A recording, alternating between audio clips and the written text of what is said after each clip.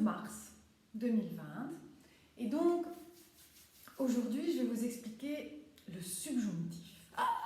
Le subjonctif. Le subjonctif, c'est pas si difficile que ça, c'est un mythe. Il y a des choses beaucoup plus difficiles en français que le subjonctif. Par exemple, les pronoms personnels, la différence entre le passé composé et l'imparfait. Ça sont des choses vraiment pas faciles. Mais le subjonctif, ma foi, c'est pas si catastrophique que ça. Le problème du subjonctif, c'est que dans beaucoup de langues, il n'existe pas. Donc, c'est la même problématique que pour les articles partitifs, du, de la, de, etc. Mais ça, c'est une autre leçon. Alors, le subjonctif. D'abord, comment est-ce que vous allez construire le subjonctif? Alors, vous allez partir du i du présent pour n'importe quel verbe. D'accord? Bien sûr, il y a des irréguliers, hein, ça c'est of course, hein, c'est bien sûr. Mais vous allez partir du i. Et puis, vous allez utiliser la forme présent, troisième personne du pluriel. Par exemple, choisissons un verbe un peu comme ça, ils finissent. Et comme d'habitude, vous allez éliminer le ENT, bien sûr le il, et vous allez utiliser uniquement le radical du verbe. Alors le radical du verbe qui est finissent. Et puis on va ajouter les terminaisons spécifiques du subjonctif. Et donc les terminaisons spécifiques du subjonctif sont très similaires à celles du présent. Donc on a e, es, attention, I-O-N-S, I-E-Z et E-N-T. Donc si vous regardez ça, vous pouvez voir qu'en fait, ici et ici, c'est la même chose qu'au présent. Par contre, ici et ici, pour la première et la deuxième personne du pluriel, vous avez la même terminaison qu'à l'imparfait. Alors ça déjà, c'est un truc. Ça veut dire que si vous réfléchissez à tous les verbes en ER, parler, manger, téléphoner, expliquer, etc., le subjonctif va être quasiment identique au présent, sauf pour nous et vous. Le verbe parler, il parle, on enlève le ENT, on garde parle, et puis on met les terminaisons. Et on a il faut que je parle, que tu parles, qu'il parle. Attention que nous parlions, que vous parliez et qu'il parle. Ça signifie que le subjonctif, pour les verbes en ER, c'est pas vraiment une catastrophe. Hein. C'est vraiment très similaire du présent. Pour les verbes du groupe numéro 2, comme finissent, là, attention, on va avoir le double S qui sera toujours là pour le singulier aussi. Donc au présent, on va avoir fini, fini, fini. Au subjonctif, on va avoir finissent, finissent, finissent. Voilà. Alors, pour les verbes du groupe numéro 3, donc si on prend par exemple le verbe vendre, d'accord, ou dormir, vous savez qu'au présent, on vous a dit, attention, ne prononcez pas le D de je vends, tu vends, il vend, vous ne le prononcez pas, même s'il est écrit. Et bien au subjonctif, ça va être l'inverse, on va prononcer ce D. Pourquoi ? Parce qu'on va avoir le E qui va provoquer la prononciation du D. Donc, il faut que je vende, que tu vendes, qu'il vende. D'accord ? Dormir, il faut que je dorme, que tu dormes, qu'il dorme. Okay ? Après, que nous dormions, que vous dormiez et qu'il dorme. Bien. Alors, il y a des exercices, il faut pratiquer la construction, mais ce n'est pas une catastrophe. Deuxième chose, certains verbes en français, au présent, ont 3 bases. Donc si vous réfléchissez au verbe par exemple boire, si on regarde le verbe boire, on va avoir je bois, au présent, on est au présent, hein, je bois, tu bois, il boit, et puis on va avoir nous buvons.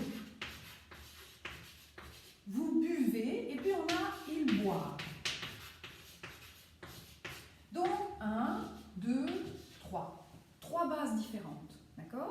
Donc, ces verbes-là, qui ne sont pas nombreux, hein, il n'y en a pas beaucoup, pas de panique, il y en a 6 qui sont très importants. Il y a boire, prendre, venir, recevoir, voilà. Ça, c'est vraiment pas, c'est pas la panique. Hein. Donc, il y a quelques verbes qui vont avoir 3 bases au présent. Et donc, qu'est-ce que je vais faire? Comme d'habitude, je prends mon il et au subjonctif, je vais avoir il faut que je boive, que tu boives, qu'ils boivent. Et puis, pour nous et pour vous, on va récupérer la même construction, que nous buvions, que vous buviez et qu'ils boivent. D'accord? Donc, si la base change au présent, elle change au subjonctif. D'accord? Un autre truc, les petits trucs de Mina, un autre truc, c'est, dites-vous que pour tous les verbes, excepté pour les 6 irréguliers, il y en a 6 qui sont vraiment importants. Donc pour tous les verbes, sauf pour les 6 irréguliers, on va avoir une construction pour nous et vous identique à celle de l'imparfait. D'accord? Donc, on ne le voit pas. Mais c'est la même chose que celle de l'imparfait. D'accord? Donc, nous et vous au subjonctif, c'est la même chose que nous et vous à l'imparfait. Si vous connaissez votre imparfait, ça peut vous aider. On a parlé de la construction, on a parlé des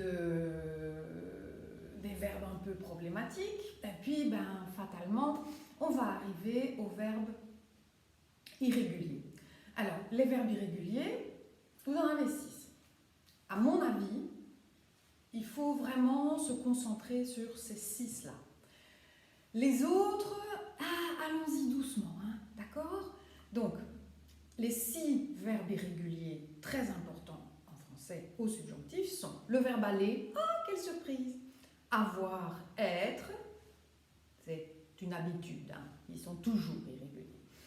Donc, aller, avoir, être, et puis on a faire, pouvoir et savoir. Voilà. Il y en a 3 qui, comme d'habitude, sont des catastrophes totales, et puis 3 ici qui sont, ma foi, ça va, ça peut aller. Alors, faire, il faut que je fasse, pouvoir, il faut que je puisse, et savoir, il faut que je sache. Fasse, puisse, sache. Donc, avec les mêmes terminaisons. Il faut que je sache, que tu saches, qu'il sache, que nous sachions, que vous sachiez et qu'il sache. Bien. Puisse, puissions, puissiez, puisse. D'accord? Face, fassions, fassiez, fasse. Bien. Ça, vous trouvez dans tous les livres de grammaire. Vous n'avez pas besoin de moi. Après, le verbe aller, le verbe avoir et le verbe être, c'est des catastrophes. Il va falloir les mémoriser, hein, je suis désolée. Le verbe être, il faut que je sois, que tu sois, qu'il soit, que nous soyons, que vous soyez et qu'il soit. Donc vous voyez que les 4 je, tu, il et il pluriel, c'est la même phonétique. D'accord? Donc on les écrit différemment, mais c'est la même phonétique, c'est soit, soit, soit, soit. Soyons, soyez. Le verbe avoir. Il faut que j'ai, que tu aies, qu'il ait, que nous ayons, que vous ayez, qu'ils aient. Donc, peu importe l'orthographe, vous prononcez ça et. Les étudiants qui me connaissent, il s'agit de celui-là. D'accord? Phonétiquement, c'est lui. Il faut que j'ai, souriez. Il faut que tu aies, qu'il ait, que nous ayons, que vous ayez, qu'ils aient. Et puis on arrive au verbe aller.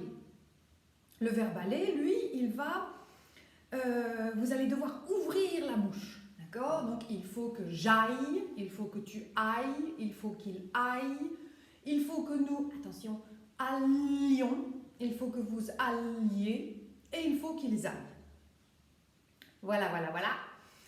Alors, pour ce qui est de l'écrit, je vous laisse trouver ça sur Internet, dans votre livre de grammaire, l'orthographe. Retenez seulement que le verbe avoir au subjonctif, c'est et. La phonétique, c'est et. D'accord? Excepté ayons, ayez. Que le verbe aller, aller au subjonctif, c'est aille. Ouvrez la bouche. D'accord? Donc on a et aille. D'accord? Et le verbe être, c'est soit. Ça va? Deuxième partie, l'utilisation. Alors, l'utilisation, je vais faire résumer. Hein? L'utilisation du subjonctif.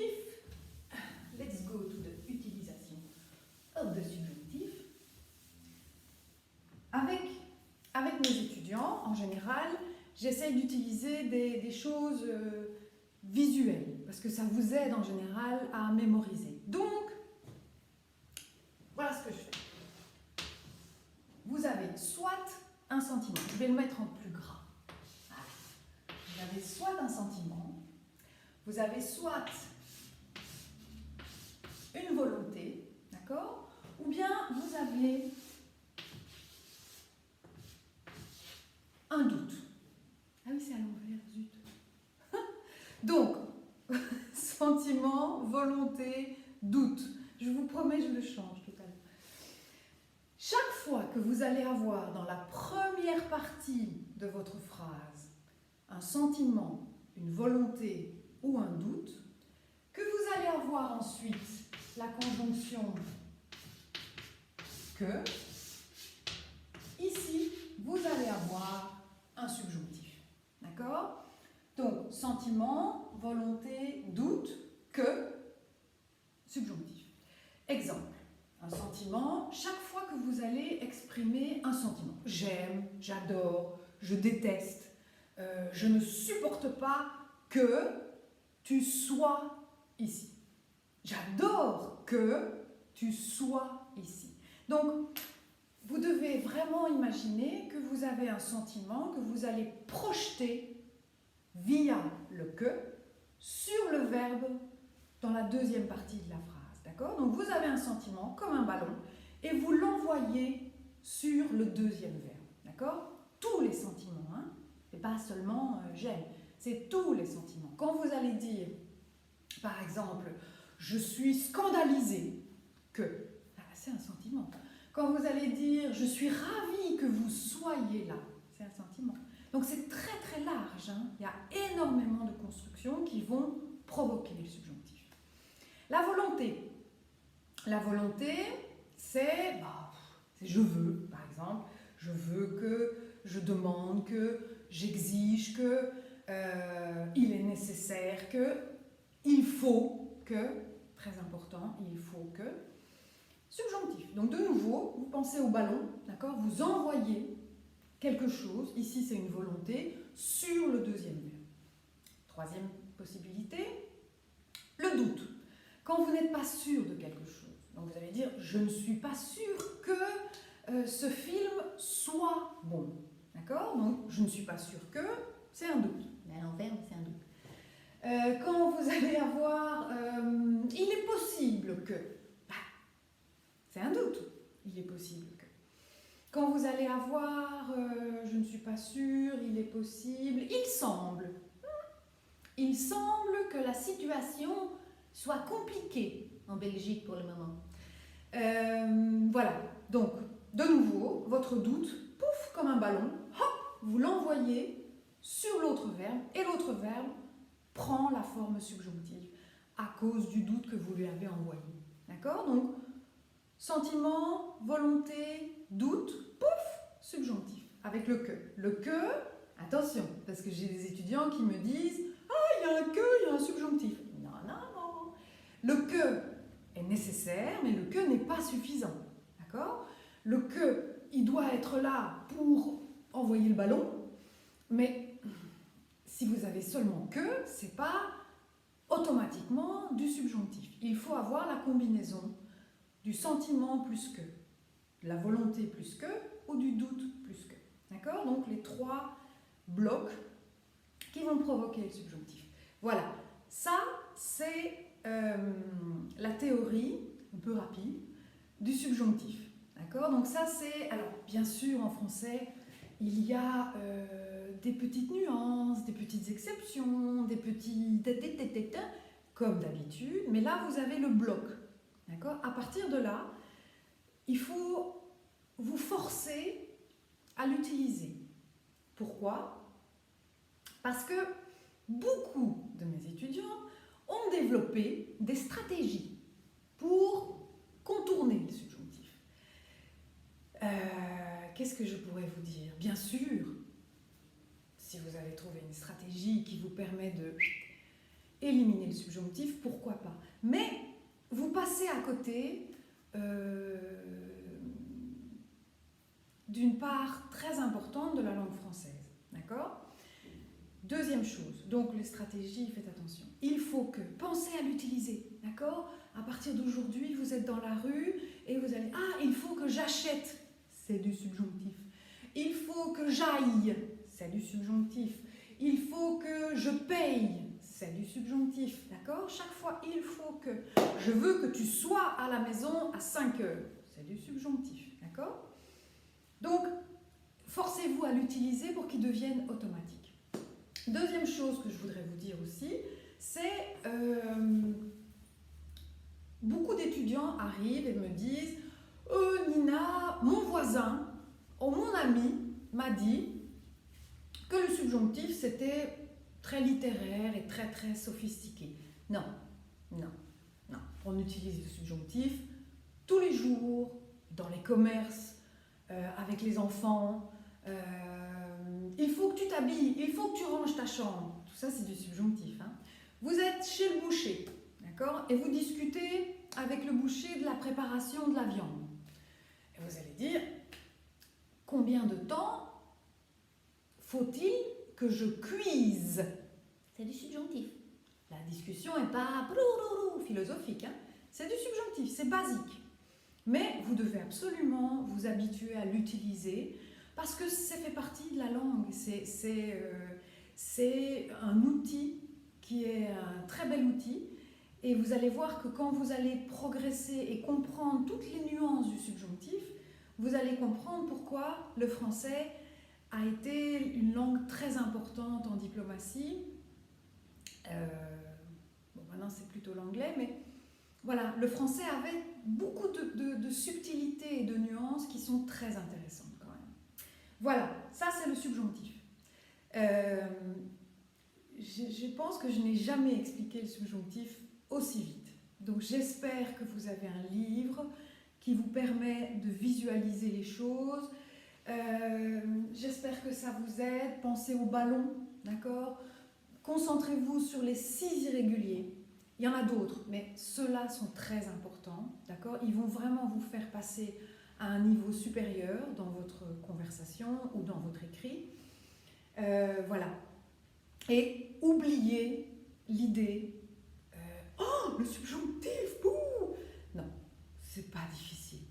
Si vous comprenez l'idée du ballon, si vous mémorisez sentiment, volonté, doute, voilà, c'est juste une construction, d'accord? C'est pas plus difficile que la différence passé, composé, imparfait. C'est pas plus difficile que les pronoms personnels. Le subjonctif, c'est un mythe. Donc, s'il vous plaît, essayez de l'adopter dans votre langage français. Voilà. Je vous souhaite une bonne journée et j'espère que tout ça va se calmer pour que je puisse retrouver des étudiants en face de moi. Au revoir.